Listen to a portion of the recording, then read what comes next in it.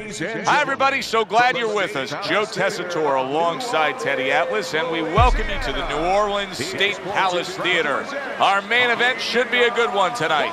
5 rounds of heavyweight action. Each man comes into this fight supremely confident, expecting to deliver a W.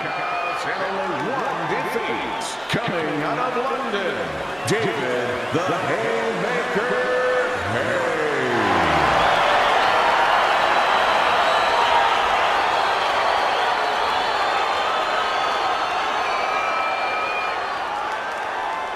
And his opponent across the ring, by way of Wilmington, the Giant Johnson.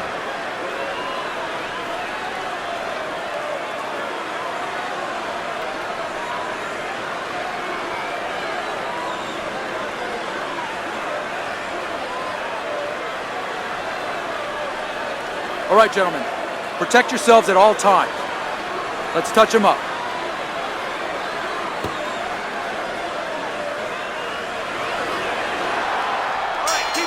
Well, they've been waiting for this moment, and now they get it. Round 1 underway.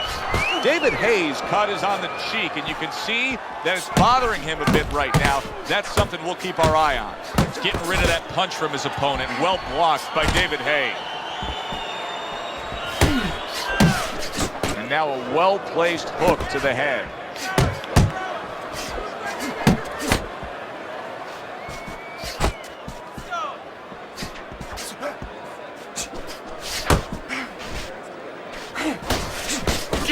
David Haye's making for a very inviting target right now. You can see the blood around that eye. The cut is obviously worse than it was just moments ago. Turns over that hook upstairs. Look at this, another power punch able to land. We're early on in this fight. He's going for it. Yeah, you wonder if he's got a car waiting outside. Good work defensively by Johnson. Plus, he landed that counter punch. Yeah, and he forced him to punch. He made him, he drew it out of him, and then he timed him beautifully. He just missed that shot up top. Johnson's left now getting into the mix. David Haye's tagged by that powerful hook. What are some of the adjustments that can typically be made halfway through a matchup like this of speed versus speed? Just to remind your charge, your fighter, that, hey, there's a lot more to this world, to this fight than just speed. Why don't you start doing other things? Why don't you start feinting a little bit? Get the guy out of position a little bit. Get him into false moves. There's the hook.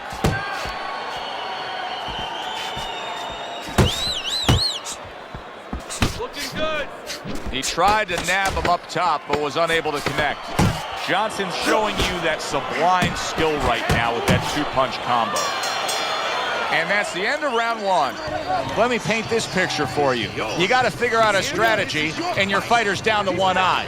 I hope that he read some history books, or he watched the movie named 300. You saw that movie. Oh, yeah. Great movie about the Spartans where they were outnumbered, and they had to get the terrain right to fight the fight. They had to get into the mountains where the greater forces, the great army, could not be the great army. They could not get in there and battle where they could take advantage of their superior forces. That's what he's got to do. He's got to move the fight into a portion of the ring where he will not be vulnerable on that side.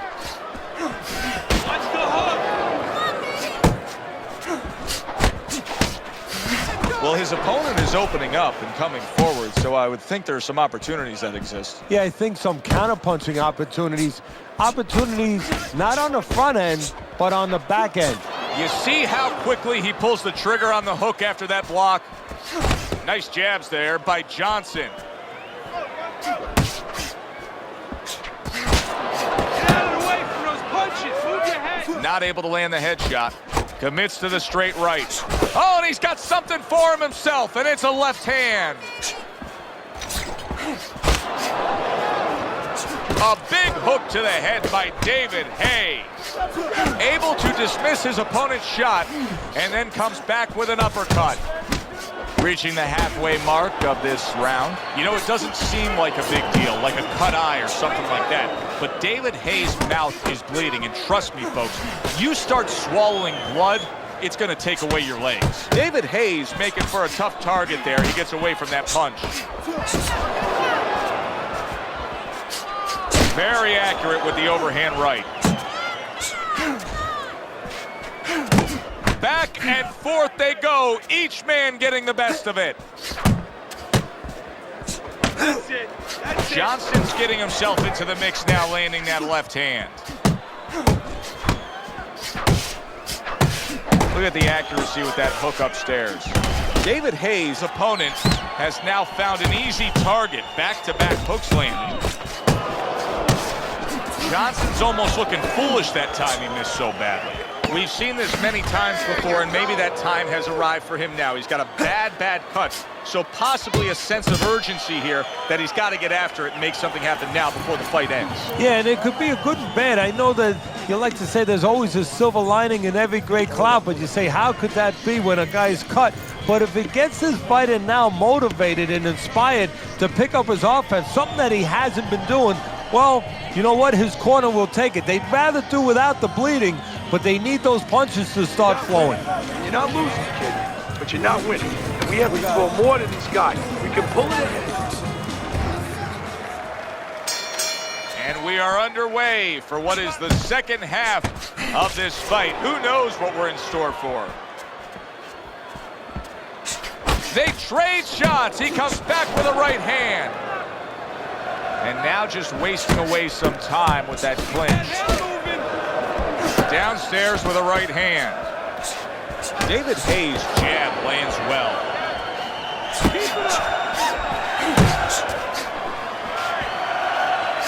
Two good jabs by Johnson. Johnson's done a good job there, offensively scoring with that left hand. David Hayes' defense, is it ever good?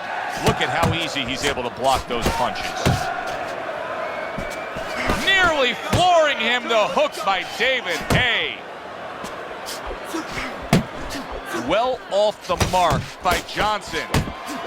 Halfway through this round. Solid hook upstairs. Now he's putting his punches together, the combination upstairs. Committing to the work downstairs with the left. David Hayes quickly approaching the point of no return right now, Teddy. You know, it wouldn't be far-fetched to see his corner step up on the apron and stop this fight. Well, not only far-fetched, I mean, I think it's starting to get to that point where it's their responsibility to be thinking about that. That's a flush shot, banking away those body shots with the left hand. Get out of the way from those punches. Move your head. Look at the mess in the ring right now. David Hayes' cut is just painting himself red. Yeah, it's a good thing. At least we think that judges are not influenced by the way a fighter looks, because if they were, no rounds are going in his favor. That's great stuff.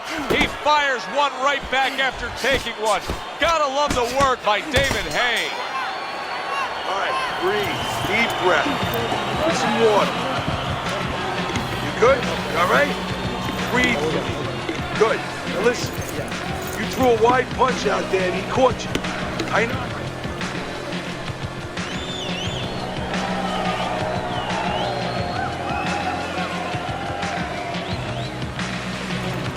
Nice work. He can't handle your speed. It's too much for him. Keep it up. There you go. Listen, why not pick up where you left off? Remember, he was so badly damaged in the last round. You gotta think his opponent should be all over him here. Could be an opportunity. Sometimes you gotta take something that's dark, that's really bad, and turn it around, find the good. Maybe he can find the opportunity to catch his opponent coming after him a little careless. There's another left hand from him. David Hayes giving his opponent headaches here now. He's throwing punches, but he's able to block them away.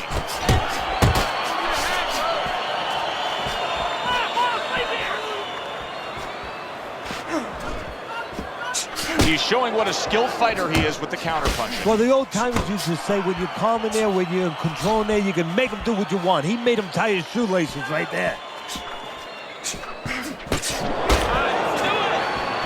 Not what he was looking for. That's a miss right there by David Haye.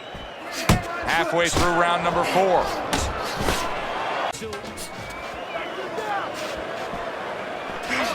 one. He returns fire with a left hand. Needs to improve that accuracy. Missed with the headshot.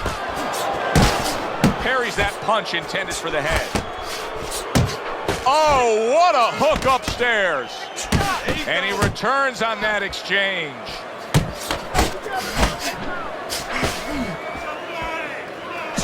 A little give and take, and here comes the left hand. And it's over.